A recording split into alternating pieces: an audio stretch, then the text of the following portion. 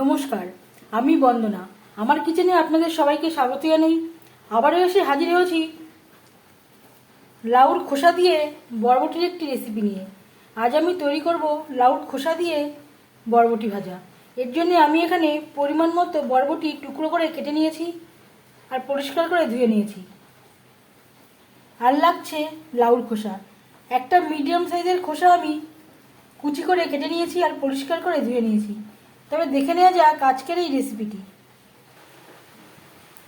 কড়াইতে 3 চামচ refined oil গরম করে নিয়েছি। ফোড়নে দিয়ে দিলাম একটা শুকনো লঙ্কা।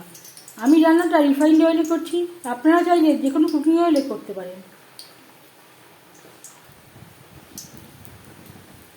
লঙ্কা ভেজে নেওয়ার পর দিয়ে দেবো 1/2 চামচ গোটা জিরে। শুকনো লঙ্কা গোটা জিরে ভেজে নেওয়ার পর দিয়ে দেবো লাউর খোসা।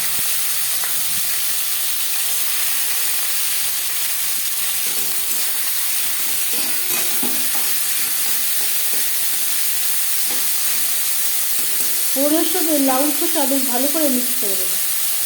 2-3 মিনিট মিডিয়াম ফ্লেমে লাউর খোসা নাড়াচাড়া করে নেওয়ার পর দিয়ে দেবো বরবটি। লাউর খোসা সেদ্ধ হতে একটু সময় লাগে বলে আমি আগে অ্যাড করলাম। লাউর খোসার সাথে বরবটি বেশ ভালো করে মিক্স করে দেবো।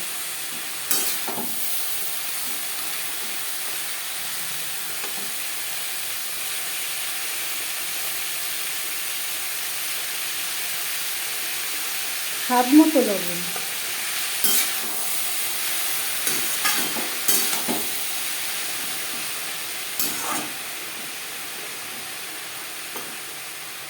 দু 3 মিনিট নাড়াচাড়া করে নেওয়ার পর গ্যাসের ফ্লেমটাকে লোতে করে দেবো। 4-5 মিনিটের জন্য ঢেকে দেবো। বরবটি ও লাউর খোসা প্রায় 80% সেদ্ধ হয়ে গেছে। এই পর্যায়ে দিয়ে দেবো নারকেল কোড়া।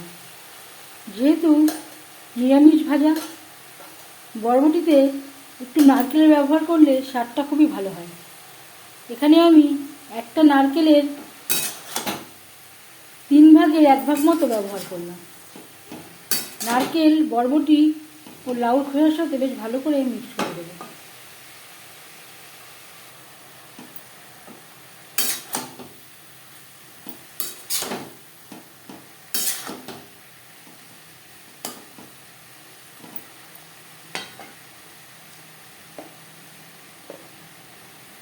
আর লাগছে পরিমাণ মতো হলুদের গুঁড়ো।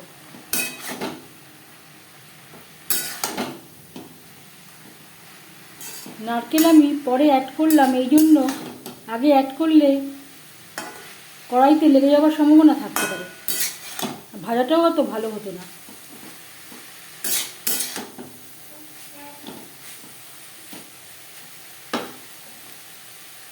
গ্যাসের ফ্লেমটাকে হাইতে করে দেবো। হাই টু মিডিয়াম ফ্লেমে 3-4 মিনিট নারকেলের সাথে বরবটি ও লাউর খোসা নাড়াচাড়া করে দেবো। নারকেলের সাথে 4-5 মিনিট নাড়াচাড়া করে নেওয়ার পর দিয়ে দেবো 3-4টে চেরা কাঁচা লঙ্কা। লবণ আমার কাছে একটু কম মনে হচ্ছে, দিয়ে দেবো লবণ।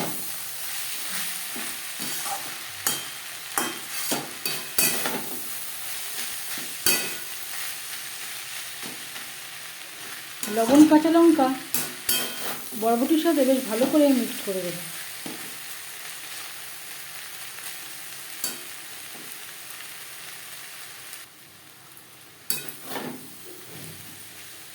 এক 2 মিনিট নাড়াচাড়া করে নেওয়ার পর গ্যাসের ফ্লেমটা অফ করে দেব।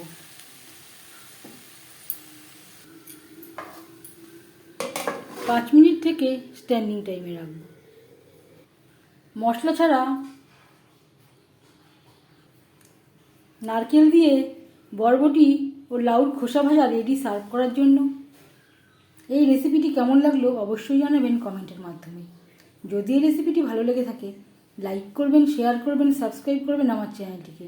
বেল আইকনটা ক্লিক করে দেবেন। যখন আমি নতুন ভিডিও আপলোড দেব তার নোটিফিকেশান সবার আগে আপনার কাছে পৌঁছে যাবে। আপনারা সবাই ভালো থাকবেন। এই ভিডিওটি দেখার জন্য ধন্যবাদ।